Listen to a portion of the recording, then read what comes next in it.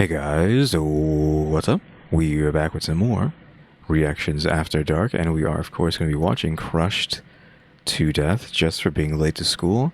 Ryoko Ishida case, which showed this one just because it seemed kind of crazy. Like, what do you mean? Did students do this? Did the teachers do this? How did this happen? Of course, just a short one as usual. Internet's pretty bad right now, so I mean, it's good that it is, a Dark Asia day, because it's typically Dark Asia than Stephanie, back to Dark Asia. But the internet's pretty bad, so we're picking a short one. Last time we left off, though, we did watch Chinaverse video, which was about, what was it about? I've kind of forgotten already, somehow. What was it? We, of course, how could I forget? It was Wang Sitong. Finally got around to him. I'm pretty sure everybody was waiting for that video to show up to start talking about Wang Sitong. But yep, probably just going to be doing the next Chinaverse thing tomorrow. We're probably just going to be doing Chinaverse stuff every other day until we run out of Chinaverse stuff to do, and then we can go back to maybe doing Rotten Mango. Hopefully the internet will be good. Back to being good then, so I can just live stream her newest video. But yeah, I think we're just going to get straight to it now. Okay, before I forget to talk about it, I did remove my de-esser from my filters on my mic, because I was like, why do I sound so bad? I don't know why no one's said anything to me, but I feel like this entire time, like, all the people have shown up over the last couple months to the channel, got us to 1,000 subscribers, got us a full partner. No one's complained about the mic, even though the mic is like, it sounds really bad, and it shouldn't sound so bad. And I think it was the de-esser. Maybe I sound better now. Maybe I sound clearer. But it also, you can hear too much, which is I don't like that. Like way too much, like ASMR levels of too much. But we'll just see. I'm gonna have to like make the same statements in tomorrow's video, because obviously more people are gonna watch that. But yeah, if it sounds better, you could let me know, or just wait till let me know tomorrow. If you're too shy to talk about or say anything on these Dark Asia videos, but you come around for the Stephanie / Rotten Mango videos, you can talk about it there. But hopefully I sound better now and not too muddy, because I had the de-esser, which it changes the levels and all that of the mic, and it gets rid of the sharp S's. I think I have an issue with saying S's. They end up coming out too sharp, and I feel like that sounds annoying. That's why I had it on, but hopefully I don't need it, and the compressor will just do all the work, and everything will be fine. Have you ever woken up late and had to sprint to school? Maybe you threw on a uniform, grabbed a half-eaten breakfast, and dashed out the door, hoping the bell hadn't rung yet. This, I don't know. Since my schools typically were miles and miles away from me, so you'd have to take the bus or be driven there. Obviously, elementary school, I would be driven to school all the time. I probably have been late even being driven, but I can't remember. Then once middle school was around, I think I was taking the bus with my dad there every day instead. And then the same thing in the high school, the beginning of high school, it was me and my dad being taken there on bus. And then eventually, probably like by, what is it, sophomore? What's like the second highest? The junior, sophomore, no, it can't be. I don't know why I've forgotten already. Freshman, then sophomore, then junior, then senior. There we go. So sophomore year, I probably was taking the bus by myself at that point, and then I was always taking the bus everywhere at that point. So I guess I could have been late. Like, oops, I woke up too late, missed the bus, got to take the next bus, but the next bus is going to make me late. But I can't remember that. But Sometimes we made it just in time, other times we didn't and had to face the consequences. Cleaning the toilets, standing outside the classroom for the entire lesson.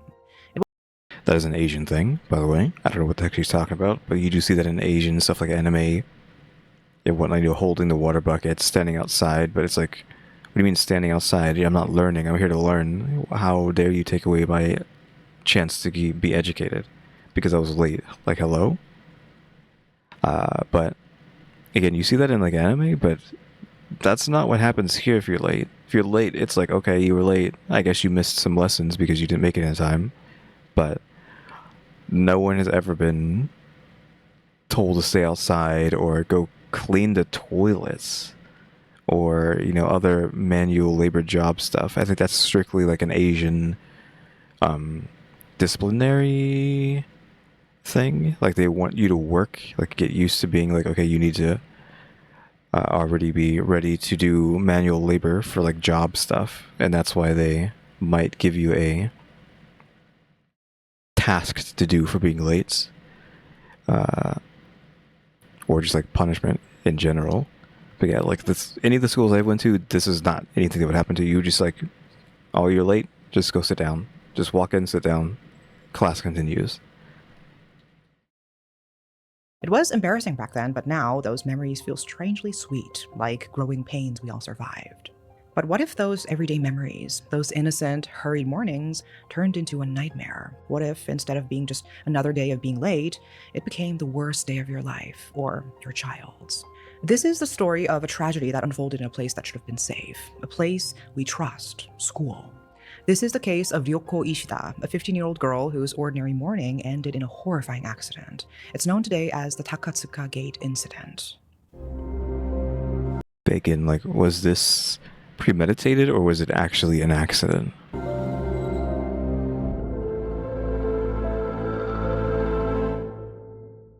As a content creator, So I didn't know if there was going to be an ad on this, but I'm just going to mute it completely.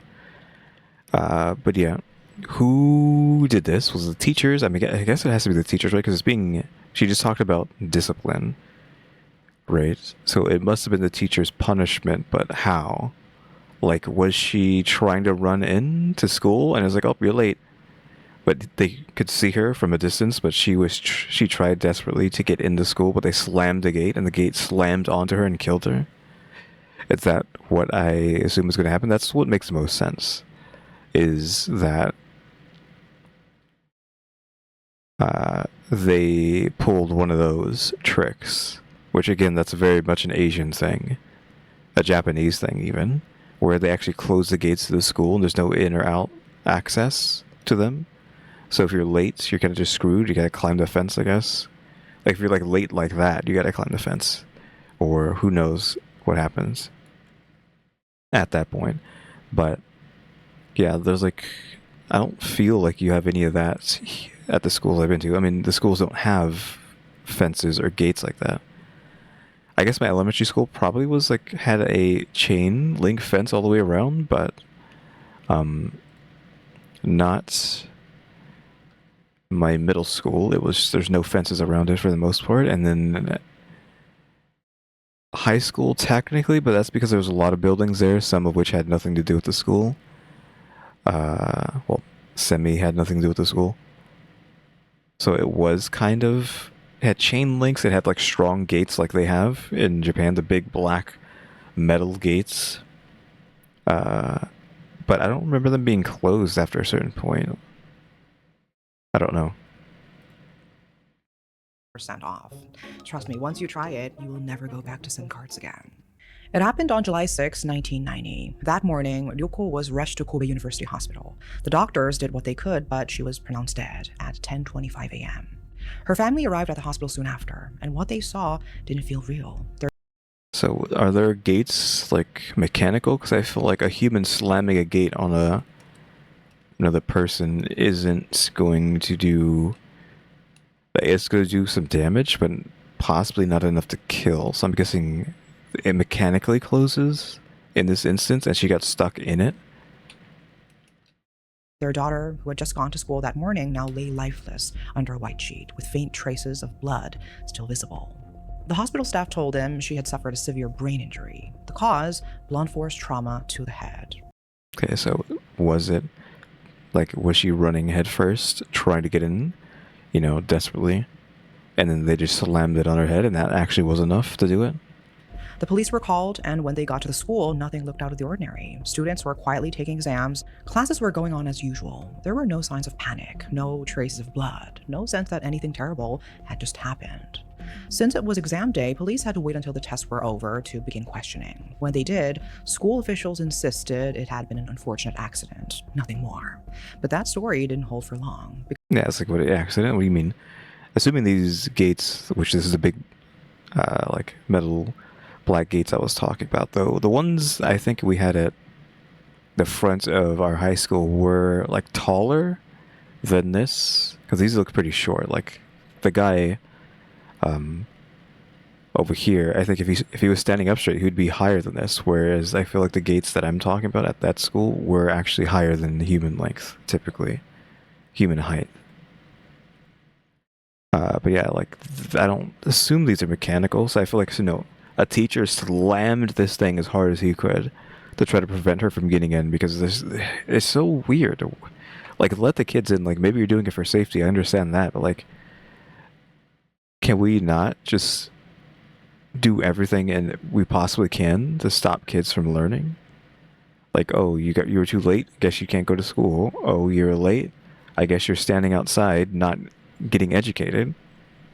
I guess you're doing menial tasks instead of getting educated. Because the students knew what really happened. And when they spoke, they described a scene that no one could forget. They had seen their friend Ryoko Ishida crushed beneath the weight of a 230-kilogram metal gate. But before we get to that moment, let's take a step back. Who was Ryoko? There's not a lot of public information about her family or background, but what we do know is that she was a good student. She went to Kobe Takatsuka High School, which was one of only 5 designated research schools in Japan at the time.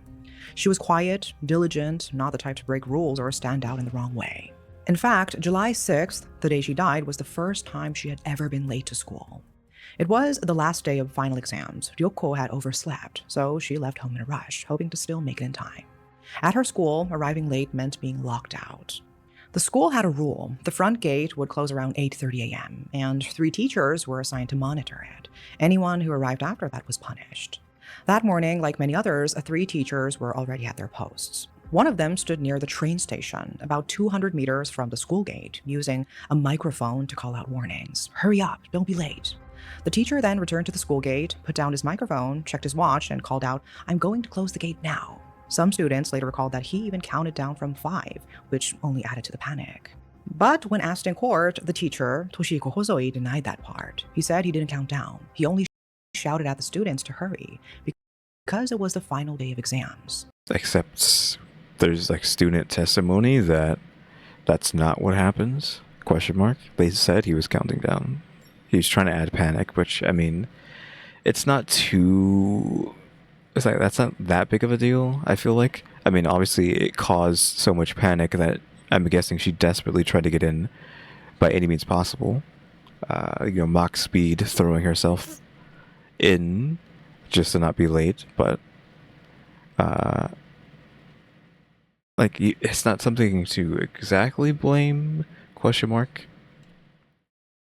if, like, nothing bad happened. But because something bad happened, you can, like, it can be seen as a bad thing in this context. Like, the context matters. Like, if no one got hurt, then, I mean, sure, like, do that. Though you could argue you're causing stress slash... I mean, trauma is a strong word here. You're just causing stress for any students who are in ear of hearing this. At exactly 8:30 a.m., the school bell chimed across the campus. That was the signal. Hozoi stepped up to the sliding gate, a massive structure about 1.5 meters tall and weighing roughly 230 kilograms. He bent slightly and began to push the heavy gate from a low angle. Bit by bit, the speed of the gate increased. Once it gained enough momentum, he stopped pushing with his body and started using his hand to guide it. At that point, Hozoi said he was facing forward. When the gate closed, he claimed he didn't see any more students, just 2 who had made it inside at the last moment. But Ryoko was still outside. She and a friend had been running along the sidewalk about 200 meters away from the gate. They'd spotted another student ahead of them, breaking into a run, so they followed. Just before reaching the school, the 2 girls paused briefly, trying to catch their breath. Okay, so she's with her friend. So her friend's going to see this. So there's no denying what happens, because her friend's literally there. Then, when they heard the school chime ring, they started sprinting again. As they neared the gate, Ryuko surged ahead, leaving her friend behind and overtaking a group of students clustered in front of her. One boy, who was standing about half a meter to Ryuko's left, later described what he saw. Okay, we have more eyewitnesses here. So she was able to outrun her friend, which I don't know how the friend feels about that, but I'm pretty sure the friend doesn't care because her friend is now dead. So she probably doesn't care that she got left behind, and she might also. I mean, this is just how the human psychology works. She's probably relieved that she wasn't as fast as Ryoko, because she could have been Ryoko, right? She could have been the one who died. But that probably also makes her feel guilty thinking that way. On top of that, like she's happy that she didn't get killed too, but she feels guilty that she's happy that she didn't get killed. Ryuko leaned forward just a few steps from the gate. She lowered her head and tucked in her body, trying to slip through a narrow gap in the crowd. The boy stopped himself, thinking it was too late, too risky to try and squeeze through. But Ryuko didn't stop. She kept going full speed. Hosoi, who claimed he hadn't seen anything in front of him, pushed the gate shut, and just like that, Ryuko was caught in the worst possible place. The gate slammed shut behind the crowd of students, crushing her. At that moment, Hosoi still hadn't realized what had happened. According to the prosecution, he mistook the commotion for something else. He thought one of the boys was pushing on the gate, trying to sneak in late. In response, he stepped forward and pulled the gate open again, ready to scold the student. But what he saw stopped him cold. There, caught in the gate, was Ryoko, her head crushed, her body motionless. One of the witnesses was Ryoko's friend, the girl who had been running beside her. Okay, so she did actually end up seeing this too. Again, like, why do we have this kind of system? Again, you see this in, I think we're talking about a Japanese case, and you see this in Japanese anime all the time, like the front gates, punishments. I feel like after this, those gates should have been, like, gotten rid of. Just have, like, doorways or something. If you are so obsessed with this kind of, I don't know what you want to call this, strictness, even though that's not necessarily what I mean. If you're obsessed with this kind of strictness, have door gates, question mark. Like, just have doors. I'm sure that can cause its own problems, like, but still. Have like a little security guard box, and then have a thing. Like, actually just forget all that. Have a security guard posted at the front of the school with those lever things that go up and down. That's like block cars, but you just have it for the kids. Right? And it's like, okay, it's X amount of time. And you just lower the thing and they can't get in, and if the security guard's paying attention, he can see if anybody like jumps over it or whatnot, and just make sure that he knows every person who goes to this school. Or he can just or actually he doesn't even need to do that. Just have like a camera or like something that takes a picture of everybody who crosses by, or just have a camera in front recording everything during the day. There's so many other ways than just, I'm going to slam this gate closed even though I know there's so many students trying to rush to get in. I'm going to slam this thing with reckless abandon and not care. She remembered that just before reaching the gate, the two of them had split up. Ryoko went one way, she went the other, as they tried to get past the other students. Okay, I'm guessing this big black bar here is the gate. Like, this is the gate. This is the teacher, I think. Because it says something San, so I'm guessing it's their name. That guy's name, that's how you spell that guy's name. No, it's like Right Fields. I don't know how to, because I don't remember what she called him, but like this is the word you would use for right, I believe, like, the direction right. And this could be used for field or rice field or something else. So I don't know what this is. I'm assuming that's just this guy's name. So this is where he was, or no, actually no, I don't think this is the teacher, actually. Now that I think about it, I feel like this is Ryoko, actually. Granted, this doesn't feel like this would be the translation for that, because I'm assuming this would be them, because they're possibly pushing the gate this way, and it says the arrow is pointing here, so I'm guessing this is where they were enclosed in, actually. Reconstruction of Ryoko's movements. Just reading that now. But yeah, I'm assuming this was Ryoko. I don't know what this is. Maybe this is the teacher here pushing that way. I'm guessing there's just other eyewitness students like A, F, and E. That must be this school, I guess. This is more students? Are these little circles supposed to be representative of students? Yeah, I don't know how to read this just because I don't know what's being said here.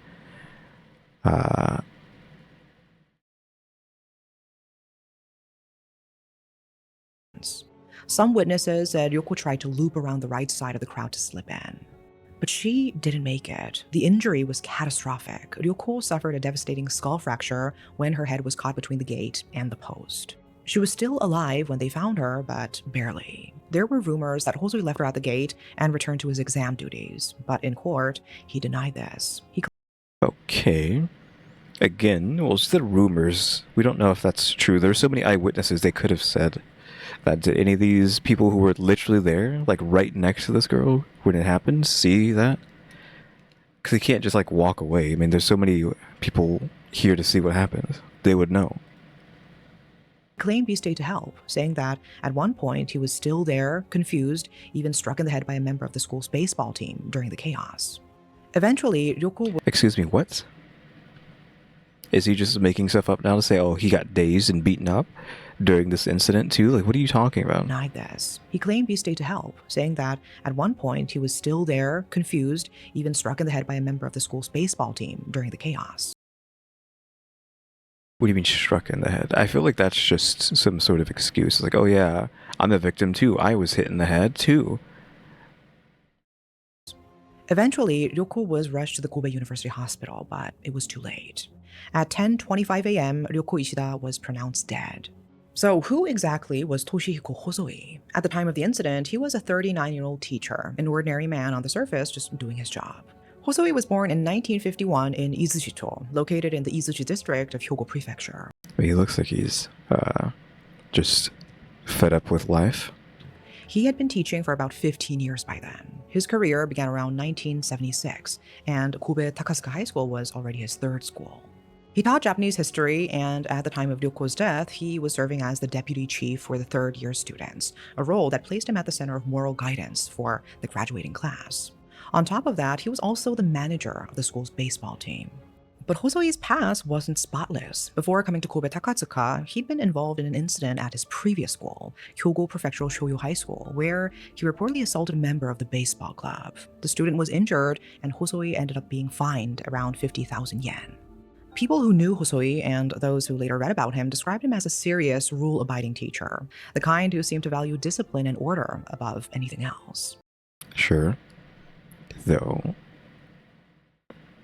there's a lot of revolving around the baseball team, which I'm assuming is why he just threw that random incident in there saying he got hit in the head by the baseball team during this as well. Maybe that's why he was chosen to be in charge of the school gate that day, someone who wouldn't hesitate to enforce the rules. Now let's return to the day of the incident. You know, except you don't have to slam it in their face or on them. You could just be like, okay, I know who this is. Or, you know, just tell them, hey, it's already late, just stand there. Like, yeah, you're coming in, but everybody who comes in, you're going to have to sit here and so I can get all your names down to see who's late and then punish you, I guess, accordingly. When the police arrived at the school, nothing seemed out of place. The gate was spotless, no blood, no visible signs that anything tragic had just occurred. Okay, would this have caused any sort of blood to be spilled immediately, though? Would it just be all internal and then not like get anywhere until like slightly later? Or they could have covered it up, right? Like they cleaned up the area to make sure that nobody would find anything. So how they would do that, I don't know. It looks like it's up against a concrete wall too. It's actually bigger than I thought. It was just like weird perspectives, because now it looks like it's taller than these guys. Like maybe if the guy over here stood up straight, he wouldn't reach the top of it. But like from this angle, this guy looks like if he stood up straight, he would be taller. I don't know. Maybe this like slopes down. I don't know. But yeah, concrete slab here. Am I guessing? So yeah, getting caught in between this and that would probably do a lot. This raised suspicions immediately. Investigators began to wonder if the school staff had deliberately cleaned the scene to cover something up. I mean, that's what I was thinking. How they would do that, I don't know. Meanwhile, the students, many of whom had witnessed Ryoko being crushed, were asking about her, and Hosoi reportedly told them she was seriously injured, but it's not life-threatening. This meant Hosoi was either trying to downplay the severity of the incident or didn't fully grasp how serious it was at the time. Sure, I mean, of course he's just gonna play it off, because if she actually comes out of it okay, he could just play it off like, oh yeah, it wasn't a big deal. Just leave me alone, it wasn't a big deal. But it was. Ryoko had already been rushed to the hospital, where she died. As news of the case spread, the Japanese media followed the story closely, day after day, highlighting the school's suspicious actions and their apparent attempts to downplay or even hide what had happened. So is he going to be convicted with manslaughter, question mark? Or is he going to get away with it? I feel like they can't just let him get away, so he at least has to be... Because it wasn't intentional, right? So it has to be manslaughter. At the time, Kobe Takatsuka High School was a newly established institution, and its academic ranking was low. In Japan, where school reputation is closely tied to academic performance and university admissions, low-ranking schools often struggle to attract top students and maintain public trust. To compensate for this, some lower-ranked schools leaned heavily into management education, using strict discipline and control to present an image of order, moral excellence, and structure. The idea was, even if our grades aren't the best, our students are well-behaved and respectful. By doing this, the school hoped to gain credibility with parents, the local education board, and the wider community. So how is that going to help them now that sort of strictness ended up actually ending someone's life, right? Is the school still around? I feel like it could have gotten shut down, though this is the kind of stuff that creates some ghost stories for Japan. Like, if that school's still around, the kids there probably are saying that her ghost still wanders the halls or wanders the gate. You know, like, oh, I don't know if I could just make up a story off the spot. Like, if you're late to school, she will haunt you or do something to you, right? Or, because it happened during the day and it has to do with being late to school. So, she could have some sort of folk story made of her based off of like something like that, and that's not like out of the ordinary. I feel like that is something they would do. But I feel like most of these stories, or at least what you'd assume that they make up in like shows and stuff for schools, is just all fake, and nothing has actually happened in these schools. But this is an incident that actually did happen, so I would assume they would get away with making some sort of superstition for the school if they kept the school around after this. But this overcorrection led to problems. Instead of fostering growth, schools like Takatsuka Yeah, it's like, what is this? What is this punishment here? Sit here and do some push-ups. created environments of fear, where harsh rules became the school's identity. Yeah, it's like, it's not the middle. I kept wanting to not say corporal punishment, because it's not really, but it's like being run like military, some of these things. Like, yeah, really? I was late to school, now I have to sit here and do like 8,000 push-ups? Like, what the heck? Critics, journalists, celebrities, educators began speaking out. They argued that management education wasn't just strict, it was oppressive, that it robbed students of their freedom and dignity, that it prioritized obedience over safety. Also, maybe sometimes it's not the kid's fault that they're late. Maybe they're, assuming they have to be driven to school, maybe the parents were late, and they could have gotten them to school late, or maybe, traffic was involved if we have to take buses or any kind of transport, because it is the beginning of the day, and maybe a lot of people are trying to get to work, trying to get to school, and stuff is late. There's traffic. It's like, oh, too bad. It's like that thing where they're trying to get you prepared for real life, but it's like you're doing too much. Because obviously if you're late to work, I assume they don't care that there was traffic. They don't care that someone got blown up in the middle of the road and you're held up by like ambulances and police and whatnot. They don't care. You're going to get fired, right? I mean, that's hyperbolic, like getting fired, but They're not gonna care. You didn't get here on time through all that. You're not superhuman, so the fact that you weren't superhuman means you get fired. But like, do we need to start it early? I guess like that. Like, yeah, we don't care what got you here. We don't care that you were in traffic or it was someone else's fault. The blame still gets landed on you, and now here's your corporal punishment. And slowly a movement began to take shape, a movement that challenged the very foundation of how some schools operated. In the aftermath of the tragedy, the school's response was swift, but not in the way people hoped. Rather than taking collective responsibility, the school placed nearly all the blame on one person, Toshihiko Hosoi. I mean, of course, they don't want it to stain the name of their school, so they are just going to blame it on everyone. Or not everyone, they're going to blame it on him specifically. The teacher who had closed the gate. The two other teachers who were stationed nearby that morning, their names were never revealed, and they faced no consequences. Oof. Where were they, though? Specifically next to the gate. Like, where was that? When the case eventually went to the criminal trial, the court did find Hosoi negligent, but said nothing about the school's role in the incident, or about the larger debate surrounding their so-called management education policy. Outside the courtroom, however, the media wasn't so quiet. Yeah, I mean, that makes sense.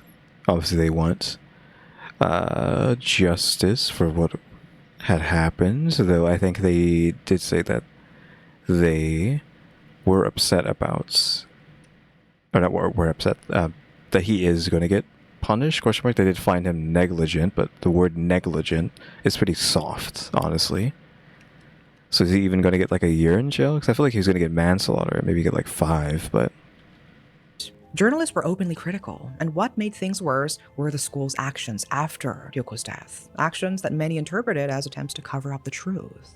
For one, the school washed away the bloodstains from the scene before police had a chance to examine it. Okay, so she did bleed out, and they did wash them out, which I didn't know how they were going to do, but you think they would see the water, but maybe that's how they know, because they didn't find anything because it was freshly washed, and they could tell that it was wet, and you can't hide that. It's not like they can evaporate the water instantaneously after washing it. Then the school attempted to remove the damaged gate, an action widely seen as trying to erase the physical evidence. On July 20th, less than 2 weeks after the tragedy, the school held a general parent-teacher meeting to address growing concerns. The media swarmed the area, eager to report on what was being said inside those walls. So I wonder how many kids are still here. Like, she's saying parents are like, wait, someone got their head crushed for being late to school? I don't want that to happen to my child. We need to get them out of there, right? Though you're already putting them here because you want them to be super disciplined, so maybe you aren't too worried about that. I don't know. Some positioned microphones near windows or vents, hoping to pick up voices from inside. Others pressed their ears against the door itself or placed small concealed recorders along the wall, just outside the meeting room. A few even attempted to relay live audio via tiny radio transmitters. But the school had anticipated that. They played loud music throughout the entire meeting, drowning out any chance of capturing what was actually being discussed inside. Despite these efforts, a cassette recording of the meeting was made, likely by someone in the PTA.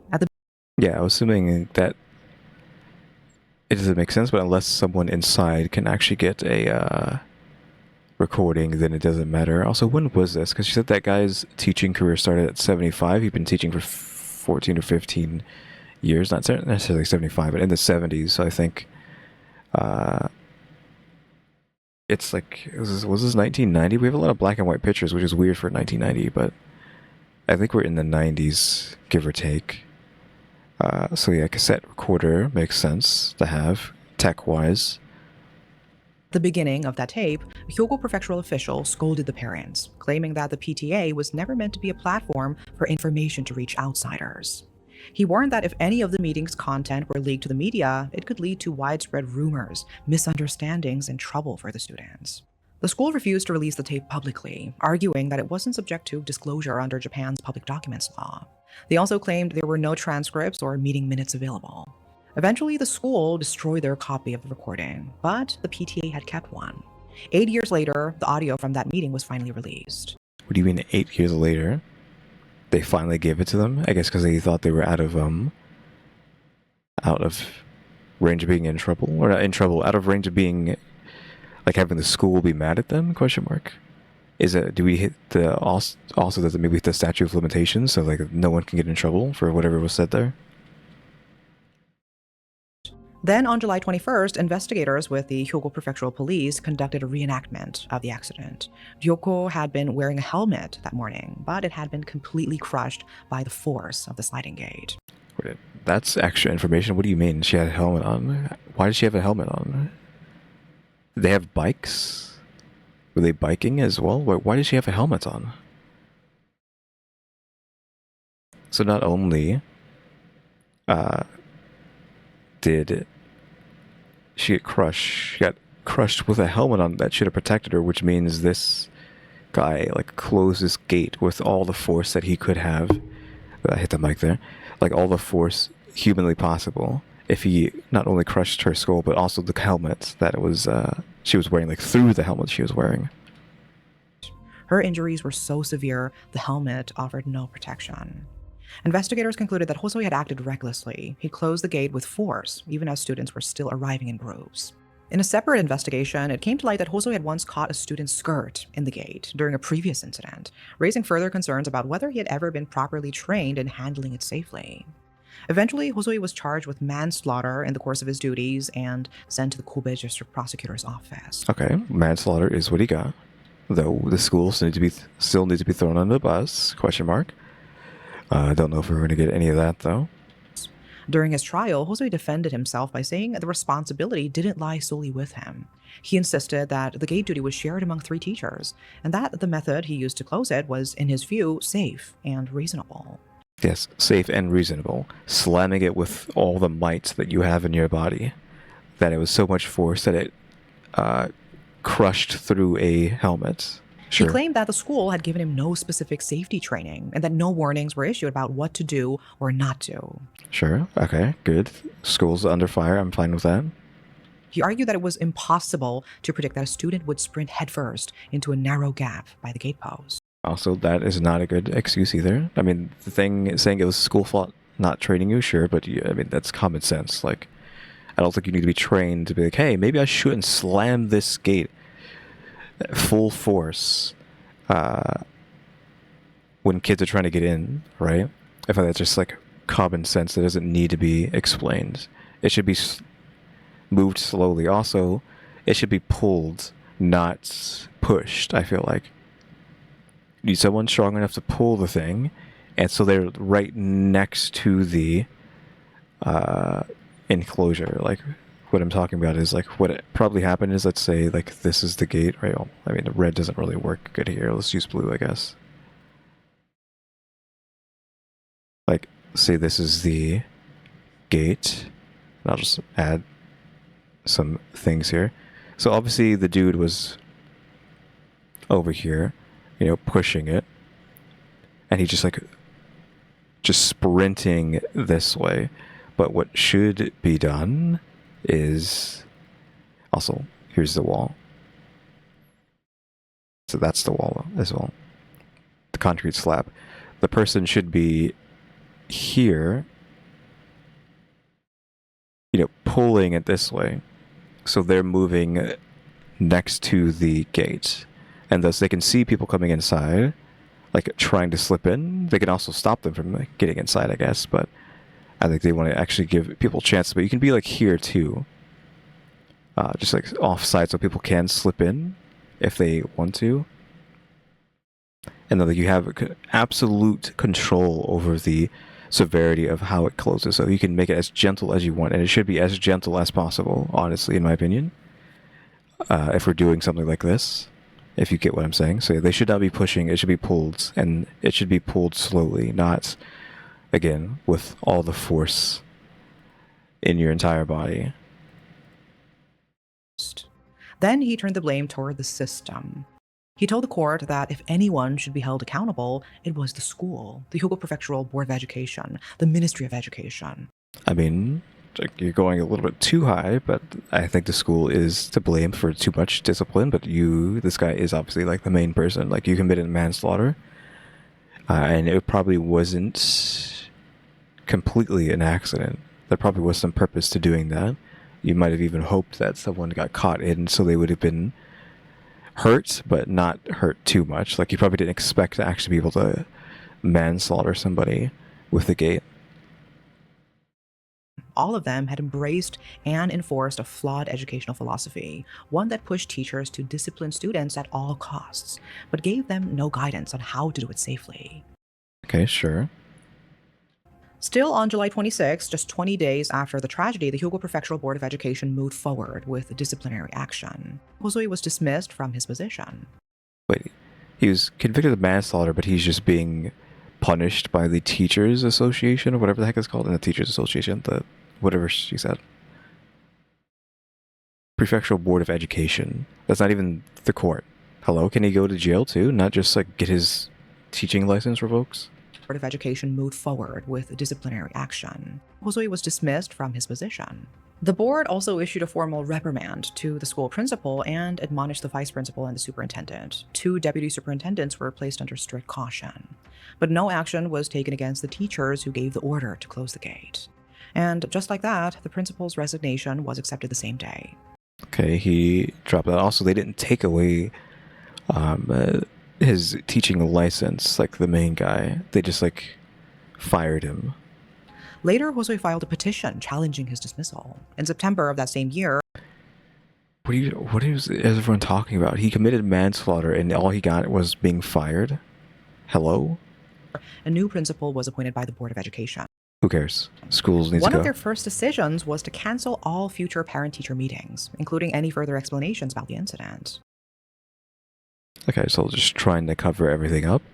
I feel like you're not going to keep people in your school if you're doing all this sketchy stuff, because now your school's known as the school that disciplines their students so severely that they die, question mark, and you refuse to have any sort of connection with the parents of said students. So I'd assume a lot of these people would just be leaving in droves, unless they are really into having their kids disciplined so severely. Though again, that's probably why they're here to begin with, so who knows? In April 1992, just before his sentencing, Hosoi published a personal essay in Bungei Shunju Okay, so he is getting court justice as well. titled 700 Days of Obedience and Remorse. In it, he described the emotional burden he had carried and criticized what he saw as distorted portrayals of him in the media. But on February 10th, 1993, the Kobe District Court issued its ruling. The court found that closing the school gate wasn't just a one-time decision, it was a routine procedure. And given the gate's weight and structure, closing it without proper caution was dangerous and potentially lethal. In their view, teachers should have reasonably predicted that students might try to dash in at the last moment. Duh. The court emphasized that there had been no safety coordination among teachers that day, a clear sign of negligence. Also, we can do this now that we have the gate on the screen. To further talk about my strategy here, you can see like there's a dude here. This is just him like looking at the gate. This is the investigation, right? I don't know if this is a person or not, but like this person, and let's say like this person would work in tandem to push the gate, sure, but like here, and they would do it slowly, assuming that this person can't do it, can't pull it alone. Like you'd have like multiple people slowly, the like emphasis on the word slow, like slowly push it this way, right? And then make sure that nobody slips in, but if they slip in, you can like pause because you're slowly moving it. You have multiple people doing that. Again, like this guy might even be even further, assuming there is a person here, like they would be here instead of there, like on the edge. So they're moving with the gate's edge here.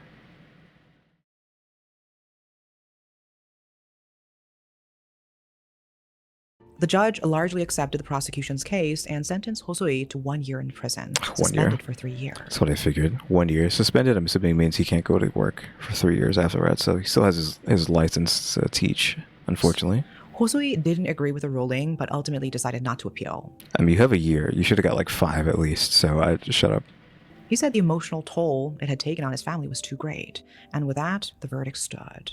As a result of his conviction, Hosoi's teaching license was revoked under the educational Okay, so he did get it revoked. Never mind. Okay, at least there's that. So now it's not as bad. You get 1 year plus revoked, sure. Staff Licensing Act.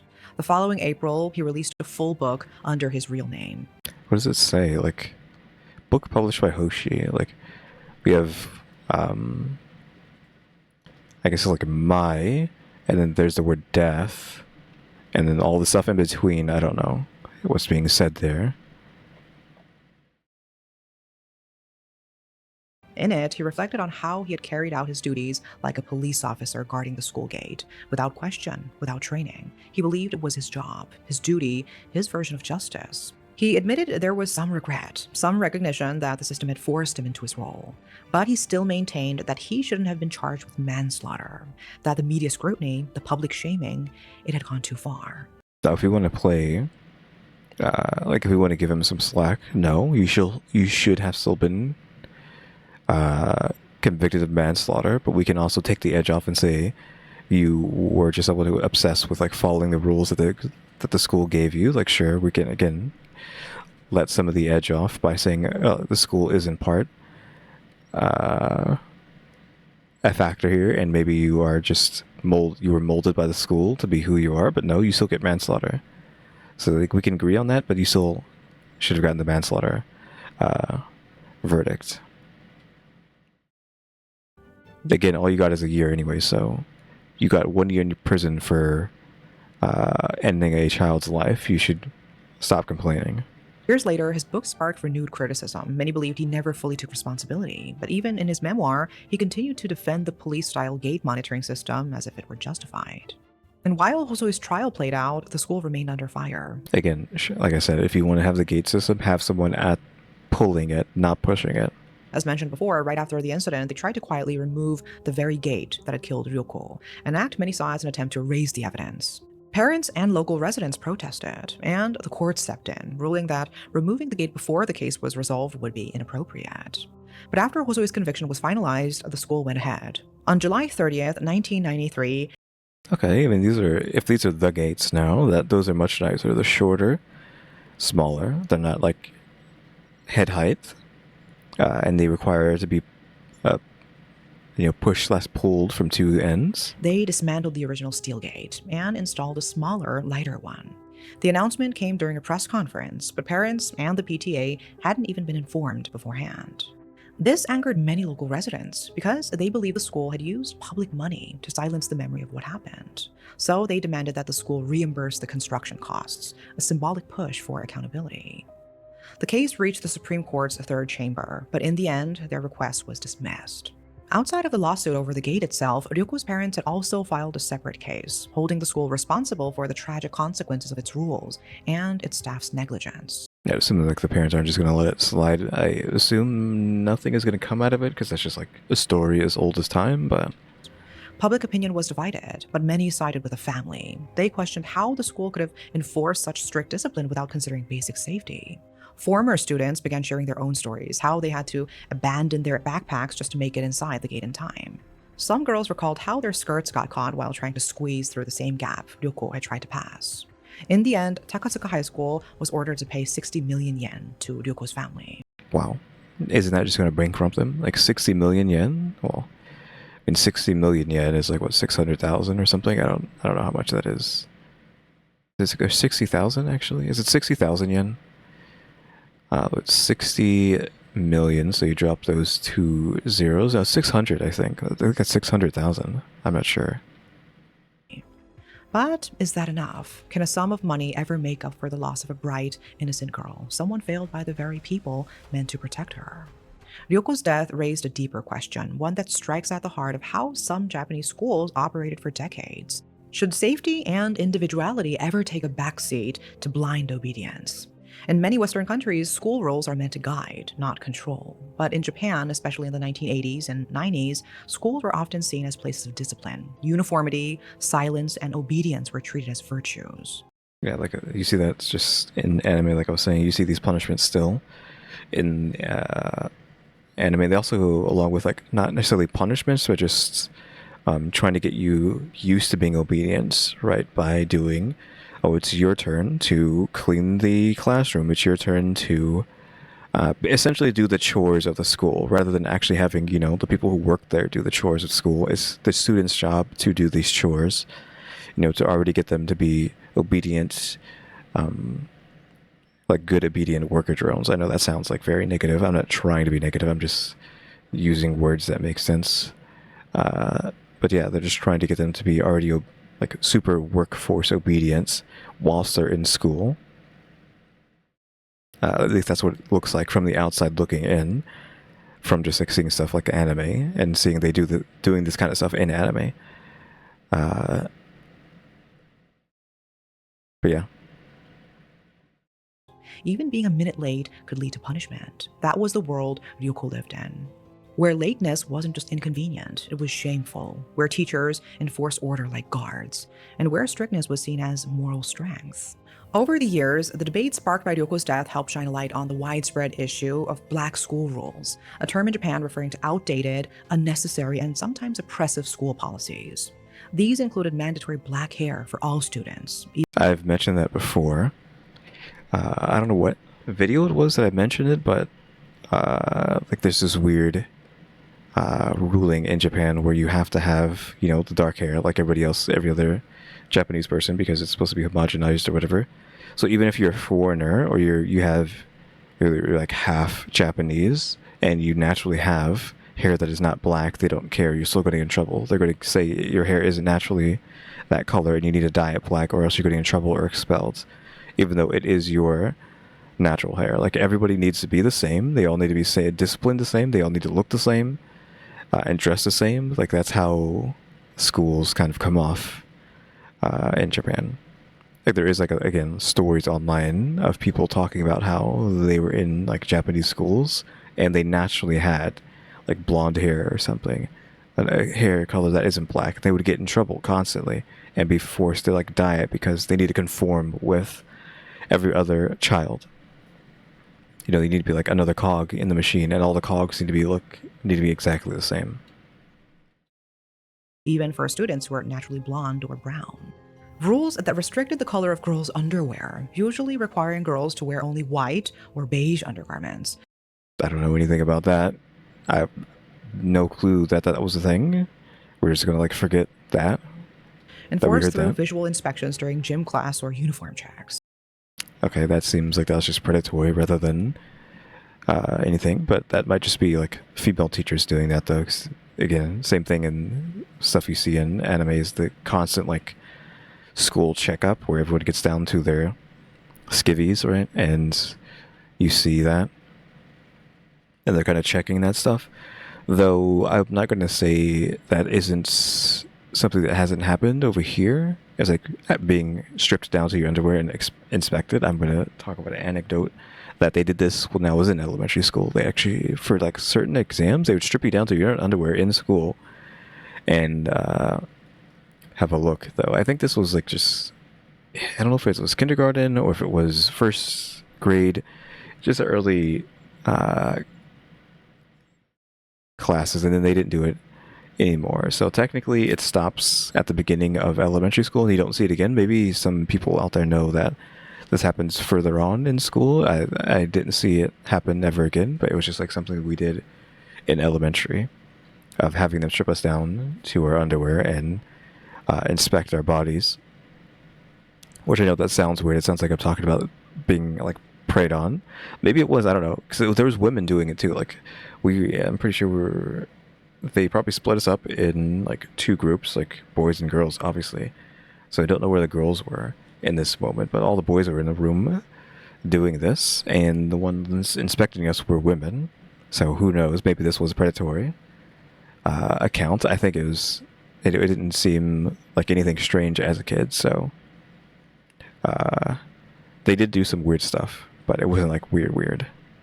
They were just like, again, seeing that we were, I guess, healthy, maybe even seeing if, you could argue maybe they were even looking to see if we were being like beaten at home or something, but you just like you're just stretching, giving them to like much benefit of the doubt. But again, this stopped after that one time of inspections. But it seems like in Japan, at least from what the media how their own media portrays Japan is they do this every year, where they inspect your body like that. So I don't know. Even bans on ponytails out of fear they might excite boys. What started as a tragic incident at one school became a wake-up call for the nation. In Tokyo, nearly 200 public schools eventually scrapped all these rules. By 2025, over 170 schools in eastern Japan had revised their dress codes and introduced gender-neutral uniforms, moving away from policies designed to shame or control students. Ryoko's legacy lives on in those changes, a continuing effort to build schools that are safer, fairer, and more compassionate. So what does this case say about the balance between discipline and safety? When do rules stop helping students and start harming them? And how much responsibility should a school or a system bear when something goes wrong? Let me know your thoughts in the comments, and that is all for today. Thanks for watching. Alright, so that was that video. Of course, unfortunate events. Again, that guy seems like he wasn't all too upset. He kind of acted like he said he was like slightly upset, but he still did not want to take any of the blame for it. But we can still blame the school. Also, I don't know if we found out if the school's still around, because that school's still around, which it seems like it might be. Again, there's going to be. It probably has the standard ghost stories of people probably talking about her, even now, probably till this day, I would assume. But hopefully it is not still as strict as it was back then. I don't know what the heck they be doing now. Again, I'm surprised it's still around if it is still around. But yeah, that was that video. So yeah, guys, thanks for watching. Remember to buy my stickers and think about becoming a member. Subscribe if you haven't subscribed, because we're working on watch time and subscribers, and over at Wave of Throne as well. And share to the members, EmmyStarr, RaleyDrew, and alexgkiller 880. Also, again, let me know if the mic is fine now, if it's too sensitive, because, again, I do have to have this thing pretty close to my mouth, like a centimeter away from my mouth. So, again, there's, like, too many noises you can hear. Like, again, it's almost ASMR levels of stuff, which I don't know if that's too much. But just let me know if it sounds better now. But, hey, guys, thanks for watching. Tune into the next episode. Like, subscribe, comment. Know the do. See ya.